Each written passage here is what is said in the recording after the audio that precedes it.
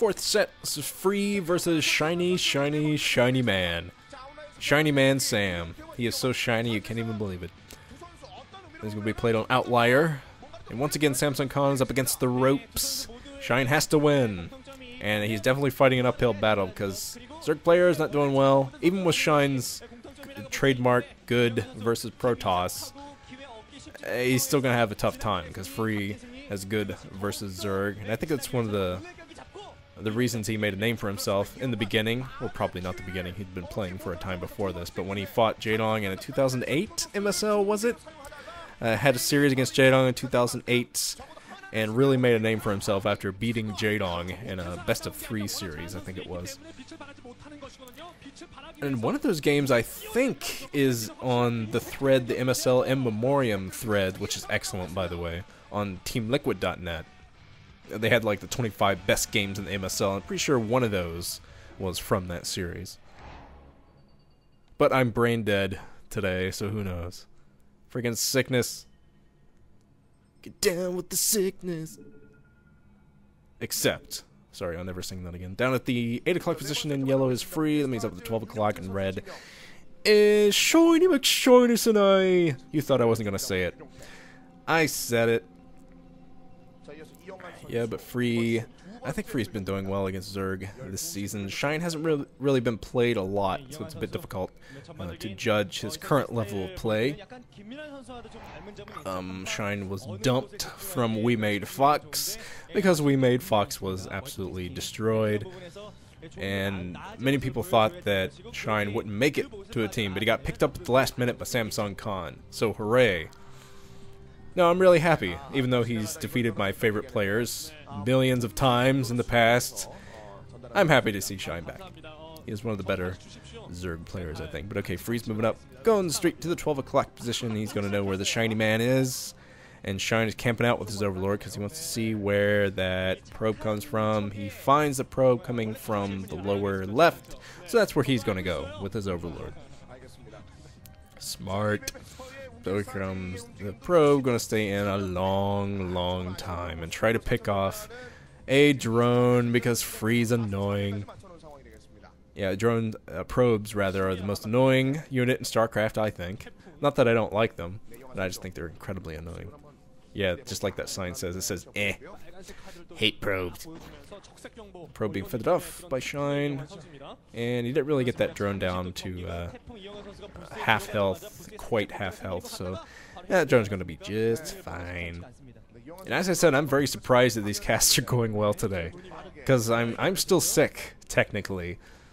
And I'm pretty much brain dead from my sickness. And from weeks of not casting, so it's a miracle that I've actually sort of cast well today. Oh, coming back there. Okay. So Shine, he was trying to put down his hatchery. I think that's being delayed by Free for a little bit. But no, Shine actually ended up going to his third to put down his second base. Here's the extractor from him, and he will put down his natural expansion very soon. He'll go on his standard 3 hatch, I think. Okay, the probe's still in, still being annoying. Look at that probe. Yeah, I'm not touching your particle beams. God, annoying bastard. Okay, there's one cannon coming up. And the Overlord, I think the observers thought that the Overlord was actually going to go in and get hit by the cannon. But no, Shine, he gets that out of there quickly. One cannon at the front for Free. Let's see what happens from here. Free has always been one of the go-to players on Woongjin Stars. To me, it was always Free and Zero. But I think it's kind of shifting these days. Zero is kind of falling along the wayside, kind of making way for Sulky. I think Sulky might actually be Woongjin Star's best Zerg right now. It's kind of a toss-up because Zero, he has so many accomplishments. He made it to the MSL finals, for God's sake, finally, after years of persistence. So one of the things I always admired about Zero is how persistent he was. He would make it to the round of 8 and fail. He'd be back the next season, make it to the semifinals, fail. And then he finally made it to the MSL finals and failed. Because he had to face Flash. I mean, what can you say? If it was any other player, I think that Zero might have won that. But you could say that about a lot of people. Damn you, Flash. You're breaking StarCraft, man. No, I actually like the fact that there's a final boss of StarCraft. That makes it a lot more interesting, especially when they're taken down by unsuspected freaking dudes like Jangbi. That just makes it fun. I love it. Okay. Looks like Shine is saturated up. There's Zealot hanging out. Trying to go up here, and well, he was within sight range of the Overlord, so Shine is going to know where that Zealot is coming from there. Okay, let's see. Like just to see what Shine does, because Shine is well known for his Hydralisk breaks, but he is going for standard stuff, opening with the standard build.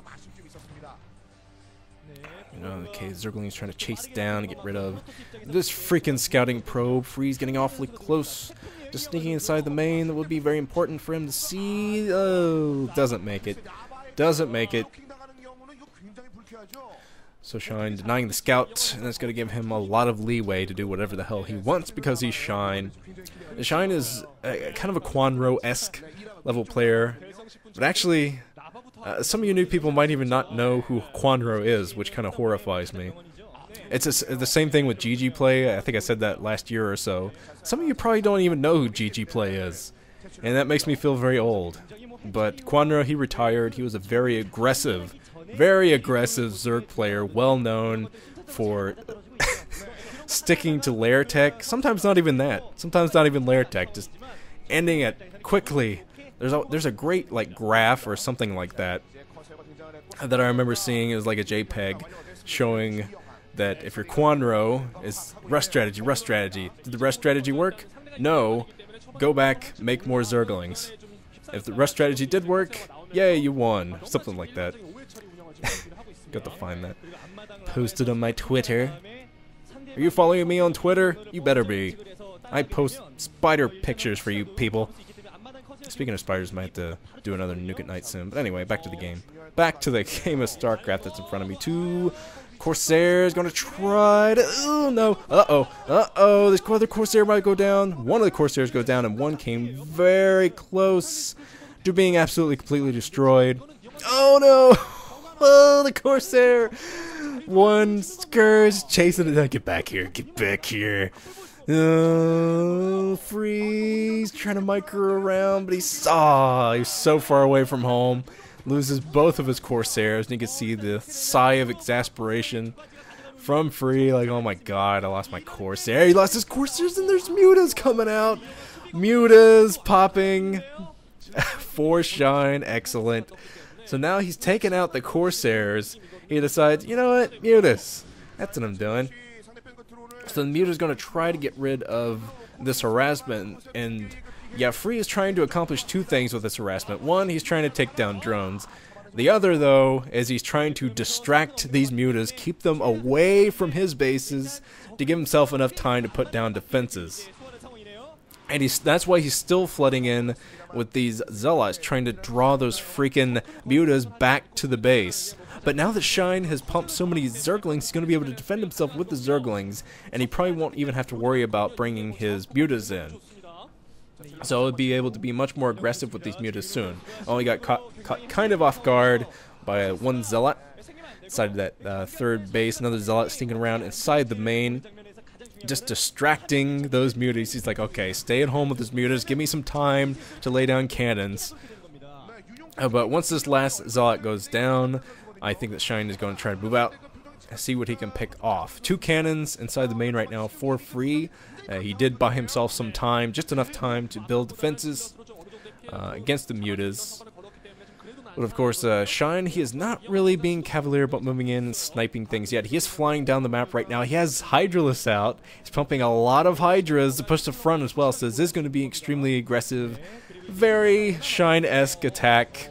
And a lot of Corsairs coming out of nowhere. It seems that Free has been grouping up his Corsairs just for that moment, revealing them.